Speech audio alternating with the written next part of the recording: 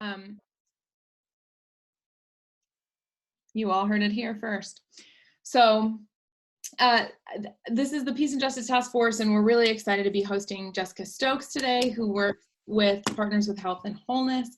And we're really excited to get to be hearing from her and learning alongside her today. And so I'll just open us with a quick prayer, and then we'll kind of jump right into the content. Jessica is really wonderful and super kind of casual about things. If you want to share any questions you have as they come up in the chat box, you're welcome to do that. And we can answer them. We'll make time to answer them at the end. Or if you just have questions you want to direct to her by talking, you'll be able to unmute yourself and do that as well. So I just want to open with a quick word of prayer, and then we'll move forward from there. So let us pray. Loving God, we thank you so much for this time that we have and this media that we have to utilize so that we can meet and engage with new people and learn from and alongside them. We thank you, God, for Jessica's areas of expertise, for all of the things that she knows and understands and brings to bear about mental health and about ministry and about where those two things intersect.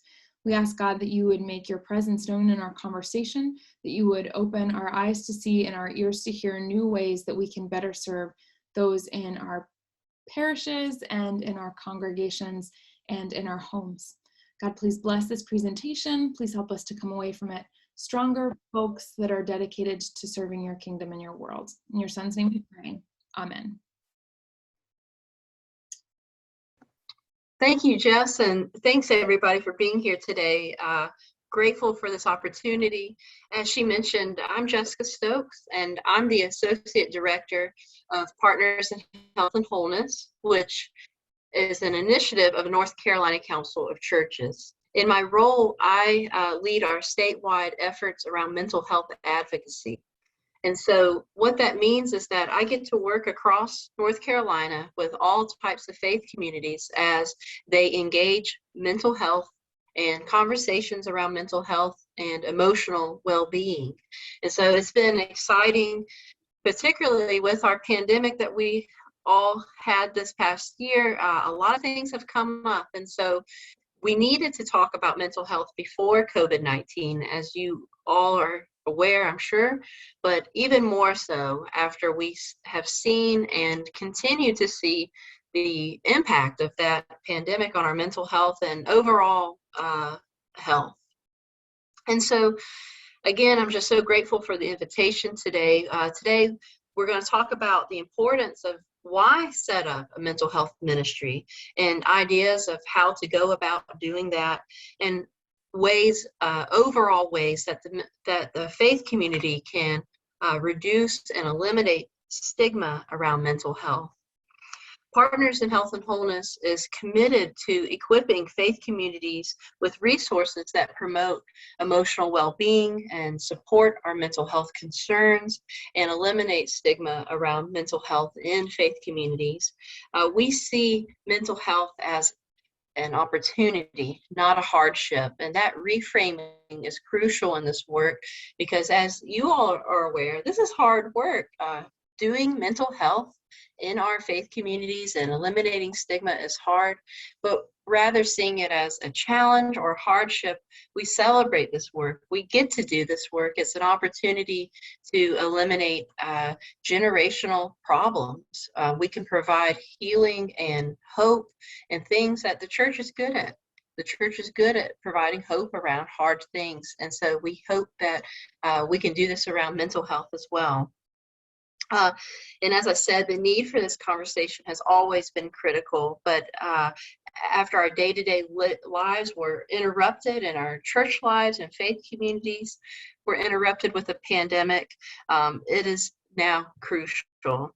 And so PHW, Partners in Health and Wholeness, and myself, we want to partner with you and your faith community with what you are already doing and what you hope to do, and dream of new ways of promoting health together, and that includes mental health, no matter what you are doing right now. And so I'll talk more later on in my presentation of ways that Partners in Health and Wholeness can work with you and your faith community. But let's go ahead and set the stage about mental health in particular. And so how can faith communities work on mental health? And so that's a big question, right? Destigmatizing mental health and practicing wholeness. How do we go about this? Faith communities have tremendous opportunities to be agents of compassion, healing, hope, and peace for those that are hurting, living with mental health concerns, and more. We have the opportunity to connect wholeness and healing to the generational impact of mental health concerns, including trauma, grief, loneliness, and more. This is needed and sacred work that God joins us in. Faith communities can begin conversations of compassion while fostering shared vulnerability and a culture of mutuality and support. When we are vulnerable, we allow others to be vulnerable, and this sacred act allows us to ask and receive support, one of the cornerstones of mental health work. And what that does is it invites hope and healing into our lives when we are vulnerable. Thankfully, with God, there are tools that we can utilize to productively address mental health concerns and offer a new approach to these concerns. As you all are aware, and I'm sure share this sentiment, the old ways of shame and secrecy never worked, and they will never work. And our faith communities can instead be a part of a much more beautiful way of being in the world. It is crucial that faith communities consider the impact of mental health from our own lives, because it impacts how we live, and unresolved issues can show up into the ways that we relate with each other and also how we relate to God. And so our emotional well-being impacts the way that we see and experience the world and how we receive love, even God's love. And so learning about trauma and mental health concerns also help us have compassion for other people's stories and experiences too. And so this is, I want to pause there and offer some tangible examples about this. With mental health, for instance, with trauma and the ways that it shows up in ways, and it can be insidious, the way that trauma can be present even in a community. And two examples I want to offer with that is that, maybe decades ago in a faith community, there was a really hard power dynamic or a toxic situation with the leadership or in a part of the church that decades later still shows up in fear and tension and stress when maybe a new pastor comes in. There's kind of upheaval of emotions when there's transition or change because of that event decades ago. And that happens often in the local church when things aren't dealt with or swept under the rug. So that shame and secrecy culture can happen even with the best intentions. Sometimes we think we're helping by not dealing with community and trauma, but it can still happen. And also another example of that is the way burnout can kind of sneak up on us. And sometimes we don't make our best decisions when we're burnt out. And that definitely includes clergy and faith leaders. And one more example I want to offer with this is, for instance, community trauma with storms. I've lived in Greenville and Wilmington while working for North Carolina Council of Churches. And it was every year around August, you could always depend on it. There would be this anticipatory fear and anticipatory stress and grief about what would happen in the fall, what hurricanes would come, what would the flooding be like, what would come with the storms.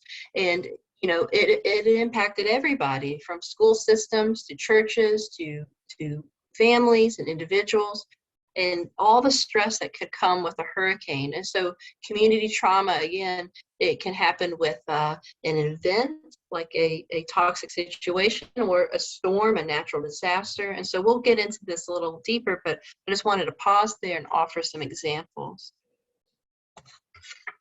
And so, and with that, in all this, I know that mental health work can be intimidating. It might feel hard to know where to begin or start, or if you have something going on, how to expand on it. And so, however, though, as a point of encouragement, I want to say and remind you all that mental health conversations naturally intersect with conversations we're already having in our faith communities. They naturally intersect. And so by sharing our spiritual lives with each other, we are already talking about tender topics in our lives, including grief and loss, joy, loneliness, marriages, divorce, and losing people close to us, and more. And so these intersections are natural, and they're good starting points to help faith communities think about mental health and what mental health needs may exist in our faith community, because we're already talking about a lot of hard things together. And so let's just talk about some of these intersections. What are some of these intersections? And let's expand on them. For instance, with grief, a lot of faith communities have found success with talking about specific groups and providing support groups. For instance, with widow and widower support groups, and maybe loss of a child grief support group, or divorce support groups, peer groups, but also thinking about the way that change can enter our lives and support groups around that. So, for instance, body function changes, grieving the loss of life as you may knew it before an accident. So, for instance, with traumatic brain injuries or amputation, or maybe living with chronic pain or chronic illness, and providing emotional and tangible resources for those dealing with unemployment is another example.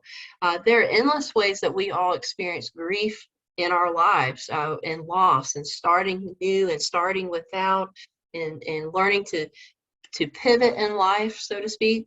And so faith communities often are the first to hear about these changes in our lives. We feel comfortable sometimes to share these with a faith leader, or with a deacon or Stephen minister, or whoever it may be, friends at church. And so as we listen and we hear stories, and we hear overlapping of needs in our faith community, that might be a great way to think about, well, what if this group of people felt comfortable to meet and start a small group? Maybe work through a book together. Maybe a licensed professional counselor or social worker might be willing to come speak to the group once every now and then to provide some processing ideas. There's a lot of ways to do support groups, a lot of information out there, and I'm happy to share some of those with you over email and so forth. But that's with grief. Also, as we saw with the pandemic, and of course, there's been racial tension, and we've had a major election recently, anxiety, stress, and isolation, and loneliness. So these are common things. That's the interesting thing about mental health concerns. We've reserved mental health work for serious diagnosable illness, but I would say, and there's a lot of definitions from the American Psychological Association that open up that term. We can talk about mental health by talking about stress and loneliness and isolation. We don't have to tackle, the things that you have to go to school for a really long time and become a psychiatrist. And, as lay people and as clergy, we certainly can talk about isolation and stress and anxiety in a general common sense of the word. We've all have felt these things, right? And so faith communities are in a perfect position to talk about ways to manage stress and difficult circumstances, and relying on our faith to manage and navigate difficult things that life brings. And faith communities with that can also model transparency and vulnerability, and create a listening environment that allows for sharing without fixing, if that makes sense. And with that, also sharing joys and celebrations with, in order to talk about the hard things, it's a good reminder that we need to talk about the fun things that life offers us, and have that fellowship together. And another way that faith communities have a natural intersection with mental health already is maternal and family life concerns. there's a phrase out here there that has become more utilized. It's called ACEs, Adverse Childhood Experiences. I'm sure some of you all have heard of that phrase, but I try to find a way to include it in every one of my presentations because it's vital. Adverse childhood experiences are all events before age 18 that a person may experience, but they're most notably those experiences in that developmental window between birth and kindergarten. So the first 2,000 days of a person's life after birth. And what ACEs are events that impact our social, emotional, mental well-being, that impact our idea of what is safe. And so they're events that can include all kinds of trauma.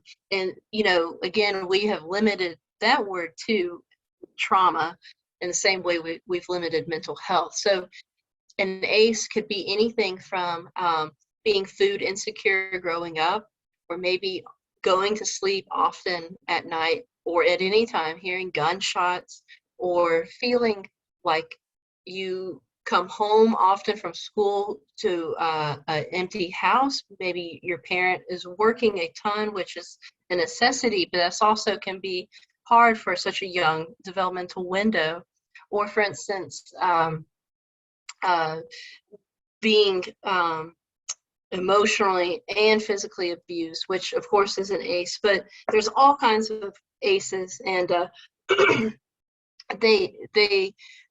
the church can become more aware of what ACEs are because of the ways that a faith community obviously has so many interactions with children. We think from Vacation Bible School, Sunday school, to after school care programs. Often faith communities serve as places that Boy Scouts and Girl Scouts meet. And so if our adults can have a better understanding of ACEs, adverse childhood experiences, we might see things that seem off. We may be able to identify ways that we can advocate for a child. And all this is included in our mental health work, and particularly with children. And so again, with maternal and family life concerns, that is a way that a church can bridge with this. Another way is with postpartum depression, or experiences that deal with loss and childbirth loss, and also maybe not being able to have a child, or problems and issues related to that. That is obviously a mental health thing that comes up in life that faith communities can be sensitive to, have compassion for, and empower our people to seek and normalize professional therapy. And so I'm just trying to provide examples of ways that we think and deal and experience mental health concerns that may not always be in the DSM, the diagnostics manual that psychiatrists use. It could be anything from infertility to caregiving, being a caregiver or being cared for by a caregiver. There are a lot of stresses that our people in churches hear and deal with and hold and shoulder together. So all the more reason to think about mental health. And then, of course, another practical way that this enters our sphere as a faith community is mental health programming. There are tons of opportunities for a faith community to talk about mental health, whether it's in the life of the church and worship, hosting a speaker, a preacher who is positioned to talk about mental health well, celebrating Mental Health Month in May as a faith community, maybe in your newsletter, providing resources, hosting a resource fair. Maybe your church has rental space or room to offer to community groups such as NAMI, National Alliance on Mental Illness. And so NAMI, which is a wonderful, we're so fortunate in North Carolina to have a robust chapter. They have what is called peer support groups, and they have groups for veterans, they have groups for folks living with mental health concerns and who are neurodiverse. They also have support groups for parents with children living with mental health concerns. and they often meet in churches. So if your faith community has the space, that's a great way to support mental health conversations. And you know something, I will add this. It's really cool talking with people in the mental health world and community, in the secular world, I should say, that when they hear of a church hosting NAMI on their property, that's kind of a signal and a sign to the larger community. Oh, that church gets it. That church is willing to host and be there and support this effort. And you know, that's, who knows who may feel comfortable coming to worship once they see that NAMI's at your church. I mean, it's a cool opportunity. Another practical way with mental health programming, and me and Jess have talked about this over the months, and I was thankful to talk with her staff, is setting up a proper referral system. You know, with my work as a clergy person, I work with faith communities. We talk about the practical ways. How do we just get mental health to become more accessible? And that really comes down to proper referrals and ways that we help each other. It helps a pastor to offer a proper referral, because unfortunately burnout and other things can happen when a faith leader is the end all be all for people in all of our millions of needs. You know, faith leader in our churches, I know personally, hundreds of clergy, they want to be at everything. They want to walk and help, and they want to do as much as they can with every person in their church. I know that personally. I know that. However, it's just impossible. So all the more reason to have a proper referral system. And with that, it helps the person who needs help, because it empowers a person to go see a professional in whatever need they need. But it just is an overall effort that if a church can set up a proper referral system, that is mental health work. If anything, that is huge. And you know, some churches are positioned to even help with co-pays and help offset maybe the first 3 or 4 sessions, whatever a person may need. But also, I don't want to limit referrals. That's another big thing about my work. I want us to think more holistically about referrals. And what I mean by that is to think upstream. You know, often churches were the first people that see things in crisis mode, so to speak. But what if we thought, what's going on upstream? So maybe it's housing. And so a wonderful idea for that with folks who are with me today representing churches is that, let's think about this. If a person is housing insecure, what if we were able to identify property managers, landlords in our area who are willing to work with people with a character statement? So if a church has an established relationship with maybe a single mom and young children, or a person who needs a character statement to help them kind of earn or establish that trust with the property manager, if a church is willing to do that, that could change a life. Sometimes with a poor rental history due to a lot of issues that can happen in life, especially in a pandemic, some people that kind of dark moment on your rental history will keep you from being able to rent. It's a tough process, but that obviously impacts your mental health. And it's been really cool. Some faith communities are even willing to help put down the deposit, that first month's rent or deposit, or help start the electric or water. Again, I know, especially after a pandemic, our faith communities are not all in a position to help that, but those are practical ways that, if so, we can help with the mental health and the emotional well-being of a person pretty quickly in providing housing. So referrals can include everything from food and housing, mental health needs, but also the upstream things of seeing how things are coming down the road. So hopefully we can prevent crisis and work with people before we get to that point, if that makes sense. And so it's a ready to go list, and I would be very happy to talk with anyone outside of this about how to set that up, what to think about, ways to curate and develop that list of upstream resources. And so one other natural intersection of the ways that faith communities are already talking about mental health, but ways that we can dig in and really grab this conversation and use it for our best efforts is by becoming an inclusive space. And so what do I mean by inclusive space? What that means is promoting language that helps destigmatize mental health. This is from individual conversations, our pastoral care conversations, our Sunday school conversations, to the pulpit. And what that means is using person-first language and provide a compassionate response and support to those living with addiction, mental health concerns, neurodiversities, and being whatever's going on in their life. And so in crafting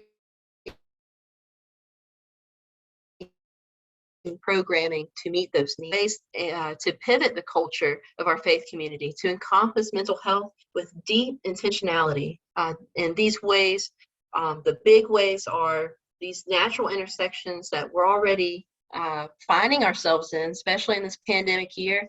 But two main ways that I really want to focus on today are reducing stigma. How do we do that? What is stigma? And also becoming trauma informed. And so I just want to set the stage to say we're already doing this work. There's a lot of ways, a lot of ideas that I provided, tangible ways, but there are ways that we can really pivot the culture within our faith community. So what is stigma? Stigma are barriers, judgments, or insults, or any negative feelings that we may have with a situation, circumstance, or person. So we can have stigma against mental health in general, or mental health concerns specifically, such as associating depression or anxiety with negative descriptions. But together, we can remove stigma from mental health and start learning together and be healthier together.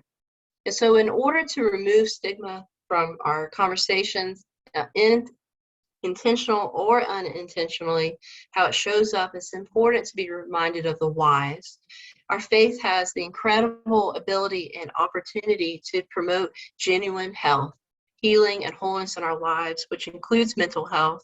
And we should be able to bring our full selves to church without having judgment. And we turn to each other and friends and family when we have a concern. And so we can better learn how to better support one another. Instead of promoting stigma, faith communities can instead promote the foundation for self-compassion, healthy reflecting, communication, learning, resilience, and self-esteem.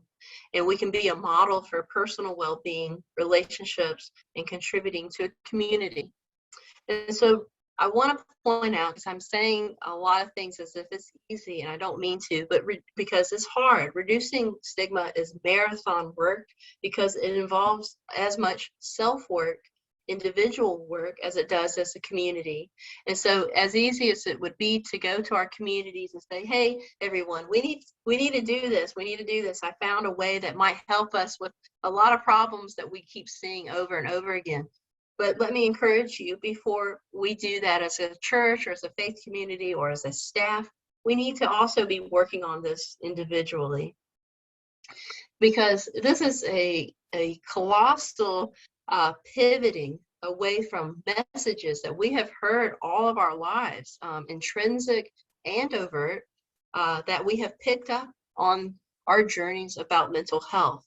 What is quote and unquote normal, what a family should look like, what a career and the order of life events should be, the hustle mentality that so many of us have faced, that capitalism encourages, and all the messages that we have heard, and the pivoting away from those toxic messages to instead choose compassion, love for self and others, understanding, patience, and wholeness, and a word that I use for a lot of my work called shalom, which is this idea of peaceful completeness. And so this pivoting away is hard work. I mean, it is like surgery, removing these messages from ourselves. And so a way to eliminate stigma and to do this pivoting is, again, to have productive first person language.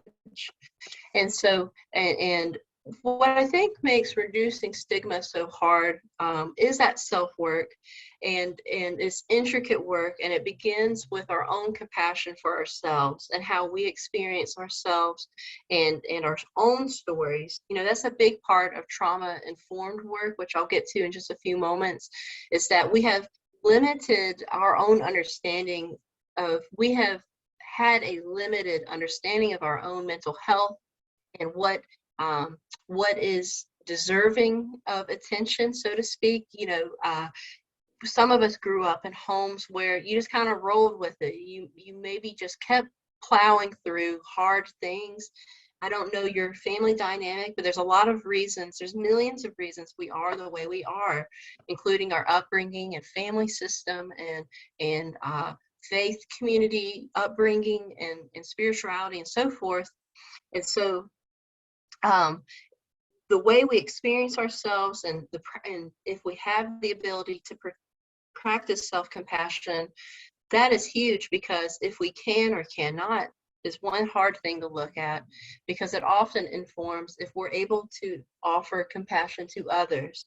And that's critical in this work with mental health work as a faith community, because all of us, we have either experienced seasons of hardship in our own lives, emotional hardship, mental health hardship, but we most certainly have done life with others who have or will.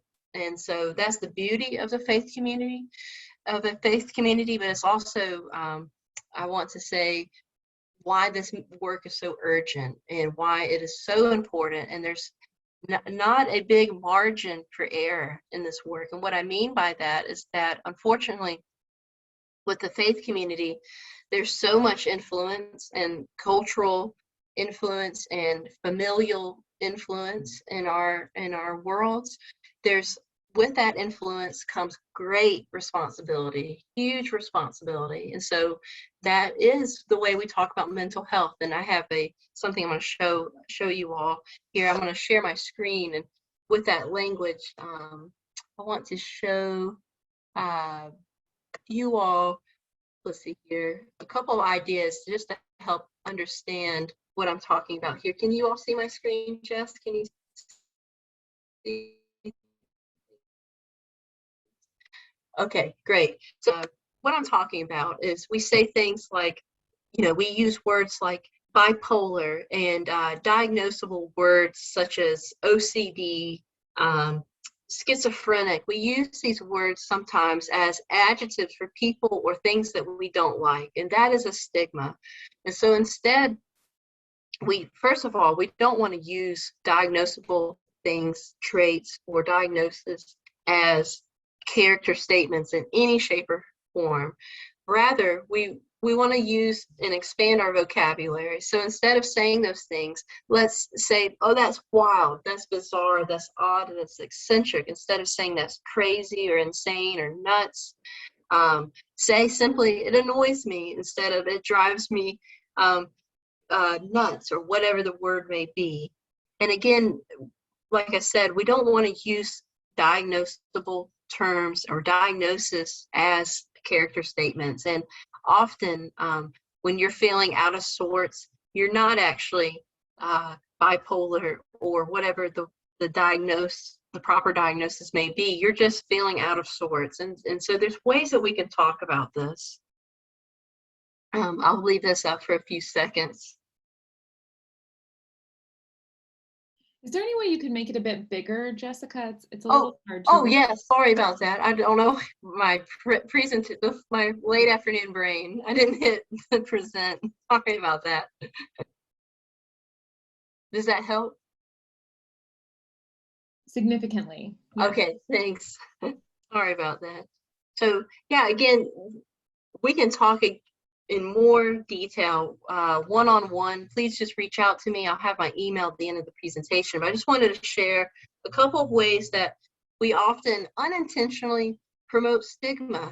We may not always know the power of our words, and I'm totally included in this. Please know, every day I'm like, oh man, I slipped up, I said this, and I catch myself and I offered myself grace because, again, I've been saying some words for decades now, so I have to pivot and do that continual work, Another thing I want to talk about with the faith community is suicide and suicide prevention.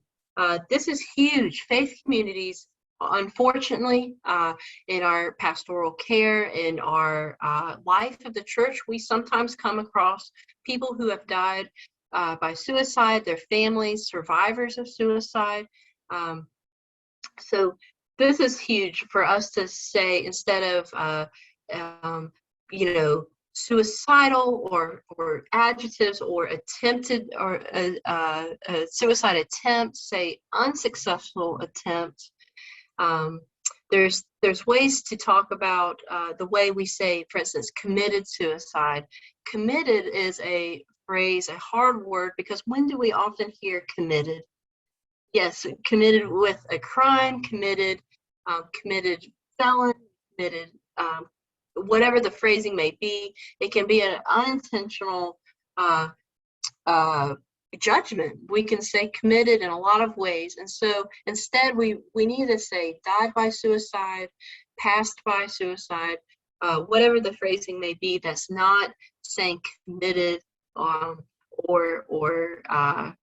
so forth. And so this is important because, again, and unfortunately, especially with the pandemic, this is sadly has become up often in faith communities. I work a lot with rural faith communities, and we try to talk about this language in more detail. But I just want to show you all this real quickly. Let's see here, I'm going to stop the. Share. Oh, stop share. There we go. Sorry about that. I'm still getting my sea legs, it seems, so it never ends with Zoom. So radical welcome, reducing stigma. This work can only happen when we allow ourselves to feel welcomed and loved and known too. So that shared vulnerability piece, again, faith communities are perfectly set up to begin these conversations or expand these conversations. And there's so much to celebrate in this work. I think it's important to note that in preserving ourselves in this long haul of mental health work and mental health advocacy in our faith communities, there are important truths from our faith that inform us, especially in our Christian faith. And one of which is that the truth is that we have all been sustained up to this very breath, to this very moment. And that is no accident from our God, our Creator. And even though we have all individually and collectively experienced hard things in our lives, we have made it through presently up to this very breath and up to this very moment, and we are still presently making it. And so that resilience piece, even though we have all been through really difficult things, we have been sustained and we are sustained. And so that resiliency piece is huge in our faith. It reminds us that we know the gifts of overcoming hard seasons and self-esteem building and resilience building, and how that offers more genuine relationships with God, each other, and ourselves. And so what that does is that creates empathy and compassion. And so when we hear of a fellow friend or someone in our church going through really difficult things, we may be able to think back in our own stories and our own life and think, wow, I know where they may be coming from. I'm not them. I don't know what they're experiencing, but I can link and be in this moment with that person from my own experiences. And that shared vulnerability is huge in this mental health work and in our faith. And so I'm watching the time here, but I just want to say all this to say that, again, this is marathon work. It's hard work. Learning about the deep biases that we hold is really vulnerable too in itself, saying that, wow, I had this experience maybe with a parent or with a person or an event way long ago, and it really informs the way that I think about mental health and access to care and physical health even to this day. And I think that the best thing we can do is to pause and think, well, why is that? And just go there, allow yourself to go there and think about why you may have that bias.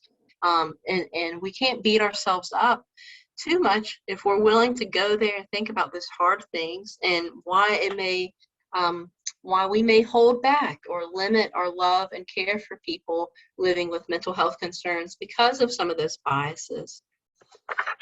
And so let's see here. Real quick, I want to make sure I talk about trauma-informed care. This has been such a huge shift in the way that I think about faith communities, the way I think about mental health. And so what is trauma-informed care, and what does it mean to be a trauma-informed faith community? Trauma-informed care is a strengths-based approach that fosters healing through safe and collaborative relationships. So it means fostering collaborative care and creating a place of mutual trust and destigmatizing mental health concerns, as well as normalizing professional therapy. So sum it up, it's basically all the things that we've been talking about today as an approach, a way of doing life together.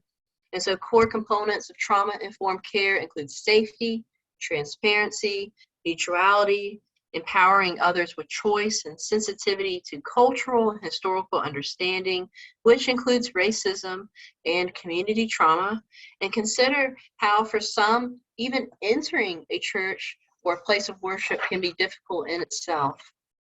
And so trauma-informed faith communities realize the impact of trauma, how prevalent trauma is, empowering community members to acknowledge the hard experiences they've had as trauma, including ACEs, that adverse childhood experiences that we talked about earlier, and how trauma can become biologically embedded.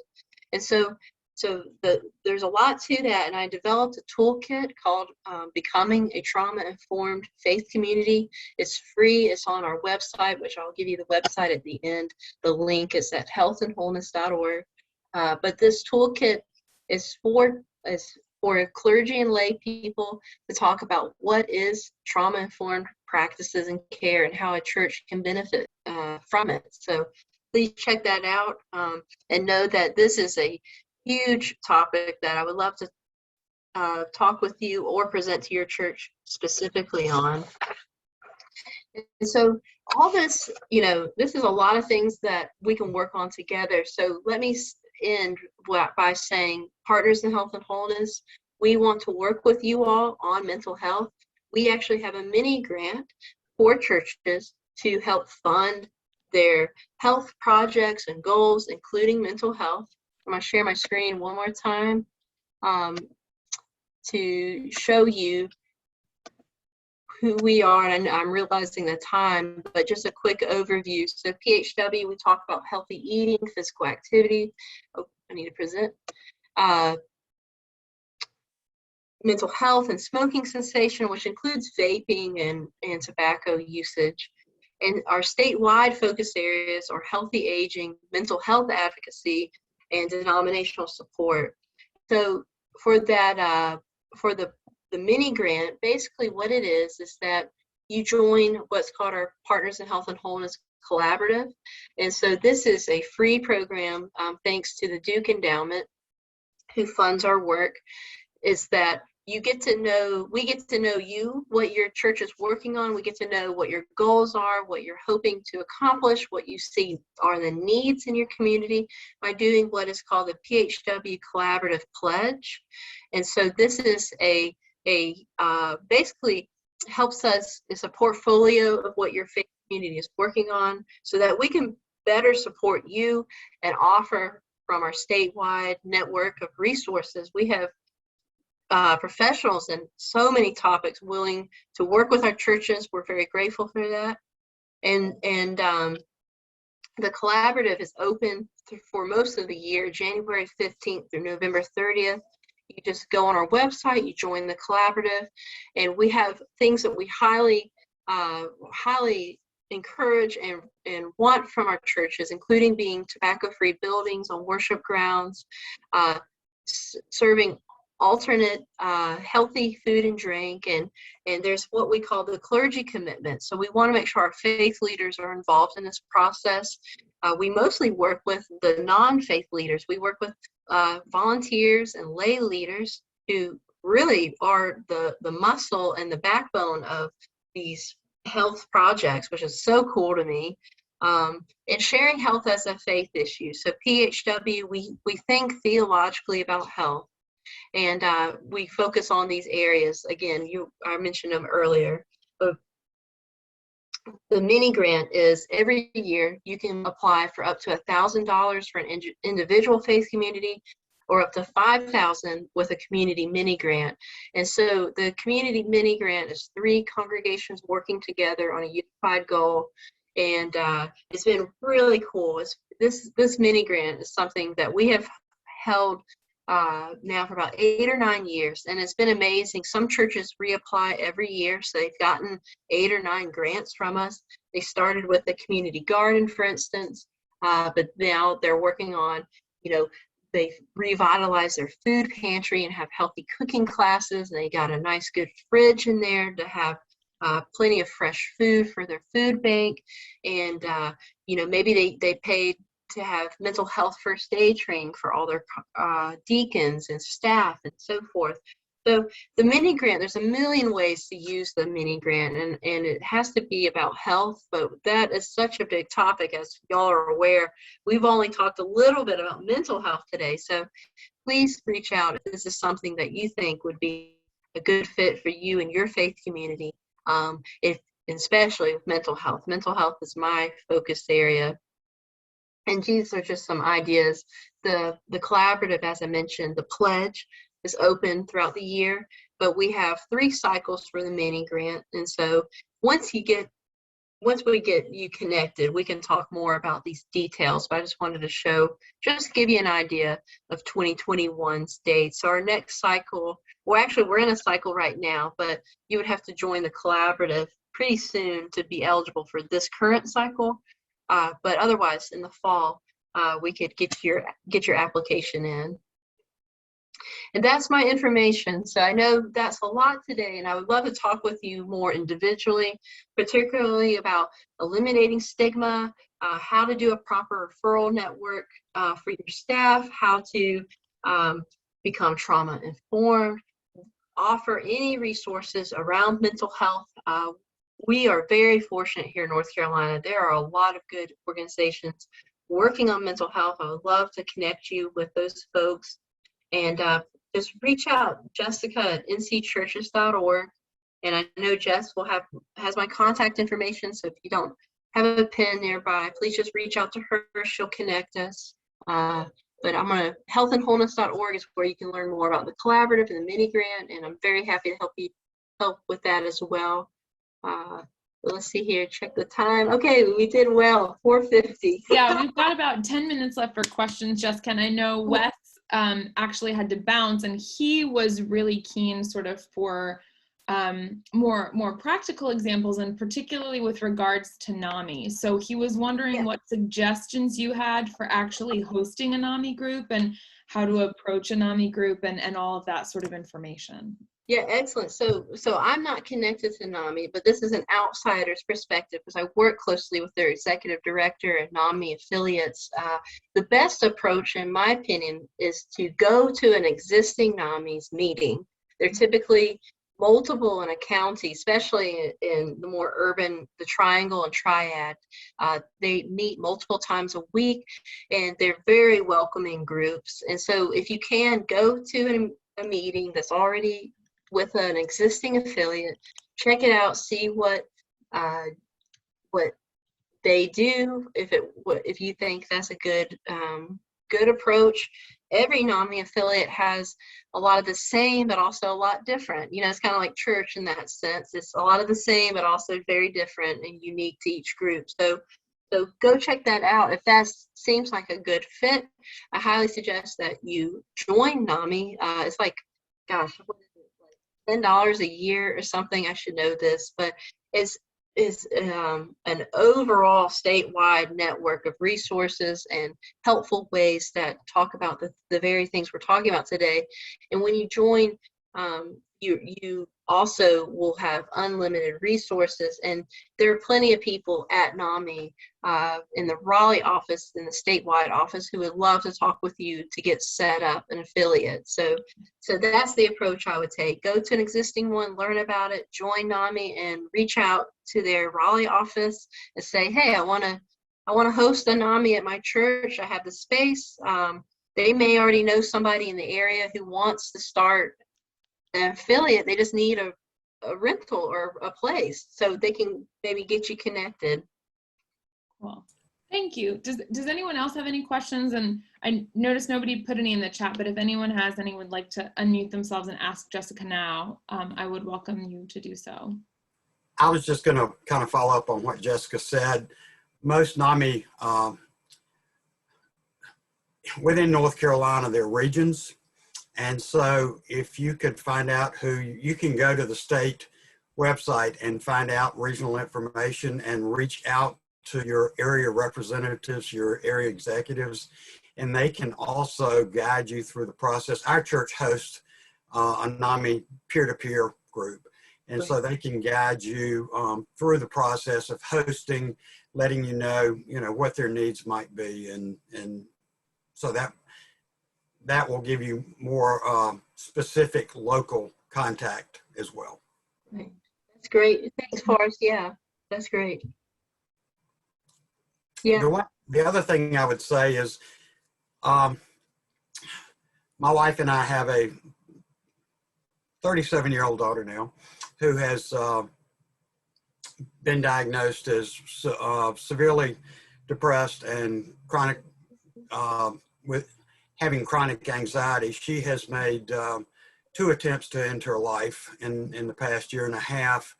And as part of this, she was treatment resistant for years. And after the second time she tried to take her life, she finally said, I need help. I mean, she had medication, but she was not receiving the therapy she needed. And she finally said, I can't do this on my own, even though I was a psychology major and I was supposed to know this. And so it's made a world of difference. But out of that has come her desire to share her story. And so we as a family put together our story. And we did a series of 3 presentations that were around an hour to an hour and a half each this past May. For Mental Health Awareness Month, and they're looking at, I'm pushing, in a PCUSA church, pushing to bypass the subcommittee to determine whether we need to form a committee to study this problem and move forward a little faster with this. I'm currently on the session at this church. But the other thing, we're in Winston-Salem, there are about 5 churches or faith-based organizations that have mental health ministries as such, but they're all focused on their own congregations. So I've been asked by the head of one of those mental health ministries, because it was something I commented on about 5 years ago that I got some pushback on. They're finally saying, would you help us build a collaborative? Because I said, it's wonderful that you're having these conversations with your congregations, but think about all the people that are not coming to your church that need these resources. And I said, think if you could combine both your human capital and your financial capital, think of the impact you might be able to have on your community, the speakers that you could get, the resources you could pool. And I do a lot of work in small communities through a faith-based nonprofit. And it's really working ecumenically across denominations that you're going to have to do in those communities to get this to work. Because a single small church in a rural community can have an impact. But if you can get 6 churches of differing denominations to put aside their theological differences and focus on the good that they can do, you can have a really regional impact. Because some of these communities, the only resource they have is a county health department, and that's it. That's right. Yeah. Thanks, Forrest. Yeah, I know that's the thing. I really appreciate you sharing about your daughter and your personal tie to these very urgent topics. You know so well how urgent these conversations are, and that's the thing. There's a lot of things out there. Unfortunately, a lot of folks don't have access to how to connect the dots, which is my job. I'm so grateful. And I wanted to say at the end of the presentation, I'm putting a folder of mental health resources. Oh, I accidentally said that. Let me put it to everyone. Here we go. This is a folder that you should have access to. If I send a link, let me know. But I'll have Jess, is it okay if I send a follow-up email through you? Is that Yes, okay to the please. committee? Yeah, and Okay. I'll make sure for folks that are watching the recording that link is included under the video. Yeah. So that folks can access that information. So when you open this, you will see those practical ideas and resources that I think, Jess, you were saying someone was wanting. Mm-hmm. And today I knew I was going to pass this along. So that's why I didn't focus so much on those practical things, but I wanted to talk about the overlying intersections of ways that we're already talking about these topics, including trauma-informed care and so forth. But we will send this document out, but those are those tangibles, if you will, that I was mentioning at the beginning. This is hard work, everyone.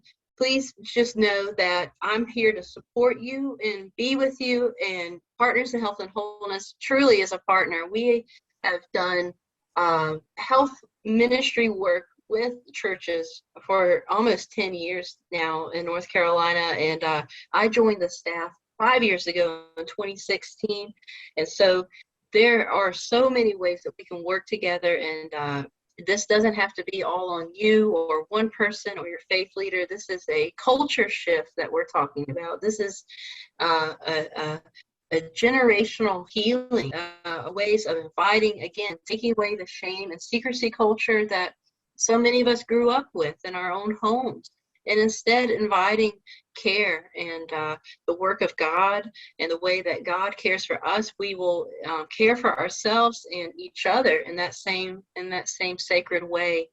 And so just blessings to each of you. Thanks again for joining me in the middle of the summer, the heat, late afternoon. You all being here is so encouraging to me, because as Forrest and our own stories remind us that this work can save lives, and that is urgent, and it is very important that we never forget that truth. Thank you again for this opportunity, Jess. Thank you. Yeah, thank you, Jessica. And I'll just put one more plug out there, and then Jessica, if you wouldn't mind closing us in prayer, I think that would be really magical. Great.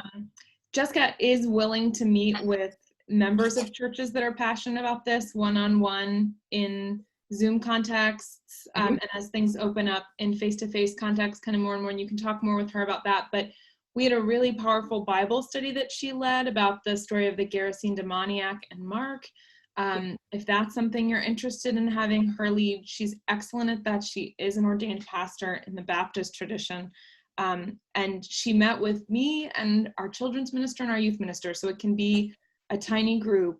And if you have more direct questions, you can utilize her that way too. So please take advantage of this connection. And thank you again, Jessica, for being here today. If you would close us in prayer, that would be excellent. Thanks, Jess. Thanks again for those wonderful words. Please pray with me. God of hope and love, God, just thank you for this day. Thank you for this chance to be together and talk about ways that we can take the love that you offer us and the hope that you offer us and live a life that rests in that, God, and that is sustained by you and held by the truths that you offer us, that we are not alone, God, that you are always with us, God, and that no matter what we have experienced or seen or felt in this life, God, that you will never abandon us, and that we can open ourselves up and share this life with our communities and with our friends and with our neighbors. And no matter what, there is always you, God. And people do care and people do love God. And we also have the chance to love and be there for others as well, God, thanks to you and the way that you have sustained us. Help us love others as you love them, God. And also help us love ourselves as you love us, God. And all this we pray in your name. Amen. Amen. Thank you so much, everyone. And thank you, Jessica. Have a wonderful opening to your weekend, if that's what this is. And if not, have a wonderful Friday. Well, thank you. And Jess, I will send you this link and a couple things to send out tomorrow morning if that works for everyone. Sounds great. All right. Well, God bless you all. Thank you for joining and take care. Thank you. Bye, everyone. Thanks, Jess. Thanks, Forrest.